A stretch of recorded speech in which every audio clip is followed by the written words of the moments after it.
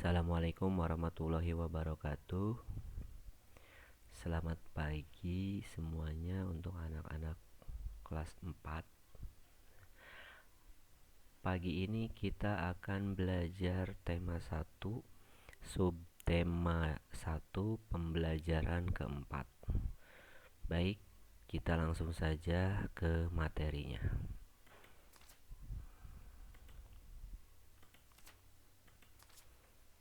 Ya. Nah, di sini kita akan menjelaskan tentang langkah-langkah menentukan gagasan pokok. Nah, sebelum menentukan langkah-langkah gagasan pokok, saya akan menanyakan dulu pengertian dari gagasan pokok itu apa. Nah, gagasan pokok adalah gagasan utama atau gagasan inti yang ada di dalam sebuah paragraf. Ya. Gagasan utama menjadi gagasan dasar pengembangan sebuah paragraf. Dalam sebuah paragraf kita dapat menemukan gagasan utama di dalam sebuah kalimat utama yang menjadi topik pembahasan. Nah, selanjutnya jenis-jenis gagasan. Pada umumnya, sebuah paragraf terdiri dari gagasan utama dan gagasan penjelas. Gagasan penjelas adalah kalimat yang dikembangkan untuk menjelaskan gagasan utama, sedangkan gagasan utama adalah pokok pemikiran utama dari suatu paragraf. Gagasan utama biasanya terletak pada awal kalimat yang disebut paragraf deduktif atau akhir kalimat yang disebut paragraf induktif. Ada pula paragraf yang memiliki gagasan utama di awal kalimat dan di akhir kalimat yang dinamakan paragraf campuran. Baik. Nah, di sini ada ciri-ciri gagasan utama. Ciri-cirinya yang pertama, terdiri atas satu kalimat utuh yang berdiri sendiri. Ciri-ciri kedua, dibentuk tanpa kata sambung atau transisi. Ciri-ciri ketiga, tersusun atas topik permasalahan utama yang dapat dijelaskan lebih lanjut. Ciri-ciri keempat, memiliki kalimat yang jelas tanpa dihubungkan kalimat lain. Yang kelima, gagasan utama yang berada di akhir umumnya ditandai dengan kata oleh karena itu, kesimpulannya, oleh sebab itu, dengan demikian, dan lain sebagainya. Maka dari itu, gagasan pendukung adalah gagasan atau ide yang menjelaskan gagasan utama atau ide pokok. Ya. Oke.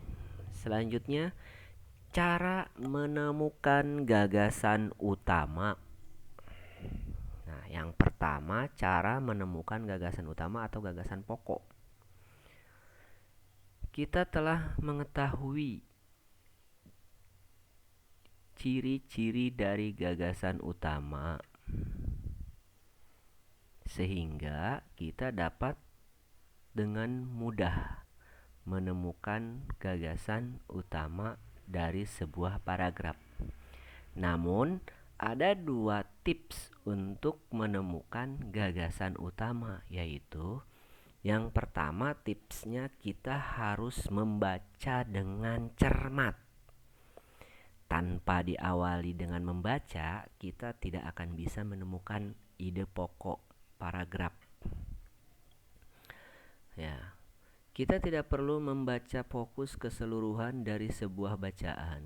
Gagasan utama adalah pokok dari bahasa sebuah paragraf, sehingga kita hanya perlu mengetahui apa yang dibahas. dari paragraf yang kita baca dengan cara memilah mana kalimat yang tidak menjelaskan. Yang kedua, menemukan kalimat utama. Pada saat kita membaca sebuah paragraf, kita harus menemukan kalimat utamanya. Kalimat utama selanjutnya adalah menentukan letak kalimat utama. Selain membaca dengan cermat sebuah bacaan dan mengetahui maksud isi dari bacaan tersebut, kita dapat mengetahui letak dari kalimat utama sebuah paragraf.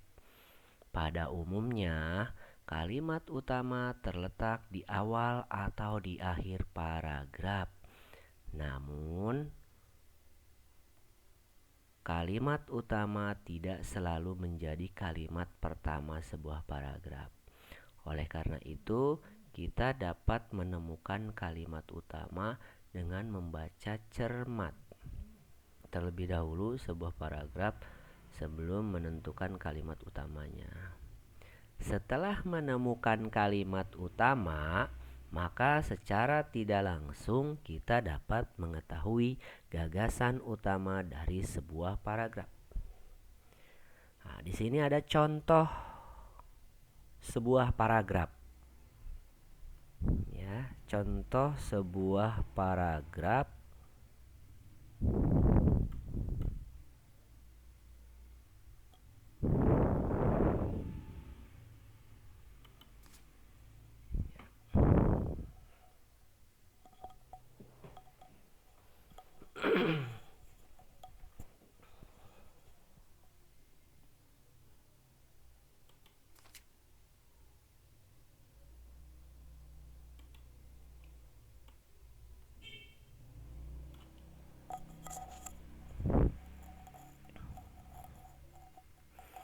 Baik, di sini ada sebuah contoh di mana paragrafnya yaitu Jenderal Khalid bin Walid adalah panglima yang tak pernah kalah sepanjang karirnya memimpin tentara di medan perang. Dia bergelar pedang Allah yang terhunus. Dalam suatu peperangan, beliau pernah mengalahkan pasukan tentara Bizantium dengan jumlah pasukan 240.000. Padahal pasukan muslim yang dipimpinnya saat itu hanya berjumlah 46.000 orang. Namun dengan kejeliannya mengatur strategi pertempuran, itu bisa dimenangkannya dengan mudah. Pasukan musuh lari terbirit-birit. Nah, di sini bisa dilihat di mana letak gagasan utamanya, letak kalimat penjelasnya, ya. Jadi ada beberapa cara untuk menentukan kalimat utama atau gagasan utama. Yang pertama dengan membaca cermat. Ya, dengan membaca cermat kita akan tahu di mana letak kalimat utamanya dan kalimat penjelasnya. Yang kedua, dengan cara menemukan kalimat utama. Ya, kita harus selalu membaca, mencari di mana letak kalimat utamanya. Itu tips atau cara menentukan gagasan utama. Ya, baik. Selanjutnya,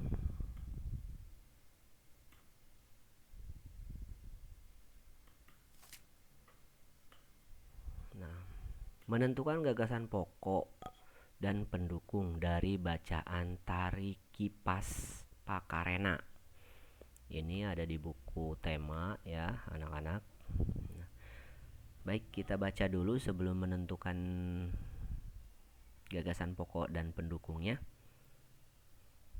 Tari Kipas Pakarena. Tari Kipas Pakarena merupakan kesenian tari yang berasal dari Goa, Sulawesi Selatan. Tarian ini sudah menjadi tradisi di kalangan masyarakat Goa yang merupakan bekas kerajaan Goa. Nah, dari teks ini ada berapa paragraf? Kita hitung 1, 2, 3. Ada 3 paragraf. Nah, baik, kita satu-satu akan menjelaskan. Nah, di paragraf pertama, gagasan pokok dan gagasan pendukungnya, yaitu gagasan pokoknya tari kipas Pakarena berasal dari Goa, Sulawesi. Nah, berarti ada di awal paragraf. Gagasan pendukungnya, tarian menjadi tradisi masyarakat Goa. Jadi di pendukungnya ada di akhir atau di tengah, ya. Nah, terus paragraf kedua, kisahnya berawal dari perpisahan antara penghuni Boting Langi atau negeri Kayangan dan penghuni Lino bumi pada zaman dahulu. Konon sebelum berpisah, penghuni Boting Langi sempat mengajarkan kepada penghuni Lino cara menjalani hidup seperti bercocok tanam, beternak, dan berburu. Nah, paragraf kedua kita coba analisis ada di mana letak gagasan utamanya atau gagasan pokoknya. Nah, kisahnya berawal dari perpisahan penghuni Kayangan dan penghuni bumi. Berarti ada di awal, sama. Nah, gagasan pendukungnya, Boting Langi mengajarkan cara menjalani hidup. Jadi mendukungnya ini, ya, cara menjalani hidup. Nah, baik, di paragraf ketiga, cerita itu diabadikan dalam gerakan tarian. Maka gerakan tarian Kipas Pakarena seperti gerakan perputar arah jarum jam, melambangkan siklus hidup manusia. Gerakan naik turun mencerminkan roda kehidupan yang kadang berada di bawah dan kadang berada di atas. Cara menari yang lembut mencerminkan karakter perempuan Goa yang sopan, setia, patuh, dan hormat. Secara keseluruhan, gerakan tari ini mengungkapkan rasa syukur. Nah, jadi di paragraf ketiga, gagasan pokoknya yaitu cerita itu diabadikan dalam tarian. Semua ada di awal paragraf, ya. Gagasan pendukungnya, gerakan tarian naik turun mencerminkan karakter wanita Goa, mengungkapkan rasa syukur. Nah, ini ada di akhir, ya. Baik, itu adalah penjelasan atau menentukan kalimat atau gagasan pokok pada paragraf Tari Kipas Pakarena. Nah, selanjutnya di sini saya akan membahas tentang makna persatuan dan kesatuan. Ya. Seperti yang telah kamu ketahui sebelumnya, kita hidup penuh dengan keberagaman. Di dalam keluarga, hampir setiap anggotanya berbeda. Di sekolah, kamu mempunyai teman-teman yang berbeda. Di masyarakat, kamu punya tetangga yang berbeda-beda. Tahukah kamu, perbedaan yang ada di keluarga, sekolah, dan masyarakat akan menjadi indah apabila dilandasi oleh persatuan dan kesatuan, ya. Apa sebenarnya makna persatuan dan kesatuan? Nah, jadi sebelum menjawab pertanyaan ini, Bapak akan mencontohkan. Yang pertama, ambil sebuah sapu lidi, ya. Yang kedua, cabut sebuah lidi dari sapu tersebut dan patahkan. Yang ketiga, ambil seluruh lidi pada sapu tersebut dan patahkan pada saat bersamaan. Nah, jadi di sini kesimpulannya, jadi kesatuan memberi manfaat, membuat sebuah keluarga, masyarakat, dan bangsa menjadi kuat. Persatuan dan bekerja sama dapat memudahkan dan mempercepat pekerjaan. Jadi sapu lidi ini kalau hanya berdiri sendiri untuk membersihkan lingkungan, itu sangat berbeda hasilnya dengan berkelompok atau bersatu. Begitu juga dengan manusia. Kalau kehidupannya tidak bersatu, selalu ada konflik, selalu ada masalah, maka hidup itu tidak akan rukun, ya. Apalagi Indonesia merupakan negara yang beragam suku bangsa, beragam adat istiadat, beragam bahasa, beragam alat musik dan lain sebagainya, ya. Di sini ada contoh sikap persatuan dan kesatuan. Sikap persatuan dan kesatuan nih. Di zoom dulu. Baik. Sikap menunjukkan persatuan dan kesatuan. Yang pertama, piket kelas telah mencerminkan sikap persatuan karena bersama-sama membersihkan kelas sehingga kelas cepat bersih. Ya.